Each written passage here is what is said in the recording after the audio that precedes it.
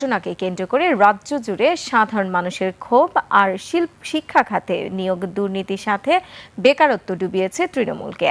আর পশ্চিমবঙ্গের বিজেপির বড় জয়ে ঢাকার সাথে কলকাতার দ্বিপাক্ষিক সম্পর্ক ও সীমান্ত বাণিজ্যের ভবিষ্যৎ নিয়ে তৈরি করতে পারে নতুন সমীকরণ। বিস্তারিত নাইম আহমেদের ডেস্ক রিপোর্টে। পরিবর্তনের পদধ্বনি পশ্চিমবঙ্গে। দীর্ঘ দেড় দশকের তৃণমূল শাসনের ভিত এখন নড়বড়ে। রাজ্য বিধানসভা নির্বাচনে বড় জয়ের পথে বিজেপি।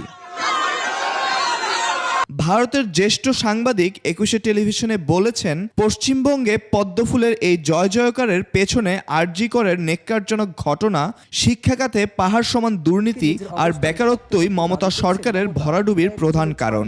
যত যুবক যুবতী রয়েছে তাদের ভালো সুযোগের জন্য তাদের ব্যাঙ্গালোর, দিল্লি, মুম্বাই, পুনে এইরকম জায়গায় তাদের চলে যেতে হচ্ছে। এবং এখন একটা কথা কলকাতায় বা শহরাঞ্চলে এখন একটা কথা খুব প্রচলিত হয়ে গেছে যে কলকাতা এখন বৃদ্ধাশ্রমে পরিণত হয়েছে। এই পট পরিবর্তনের অন্যতম কারিগর শুভেন্দু অধিকারী। বাংলাদেশে হাসিনা সরকারের পতনের পর থেকেই তার বক্তব্যে ফুটে উঠছে কড়া বাংলাদেশ বিরোধী সুর।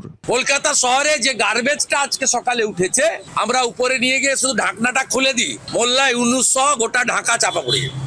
বিষয়টিকে উদ্বেগের সাথে দেখছেন বিশ্লেষকরা। সাবেক কূটনীতিক সাকিব আলীর মতে, বিজেপি ক্ষমতায় আসলে ঢাকার সাথে পশ্চিমবঙ্গের সম্পর্ক অস্থিতিশীল হয়ে পড়ার আশঙ্কা রয়েছে। বিজেপি নেতৃত্ব যে তখন যেরকম বাংলাদেশের প্রতি যে মনোভাব দেখিয়েছিলেন, সেই মনোভাবের দিক থেকে আমার মনে হচ্ছে যে বাংলাদেশের জন্য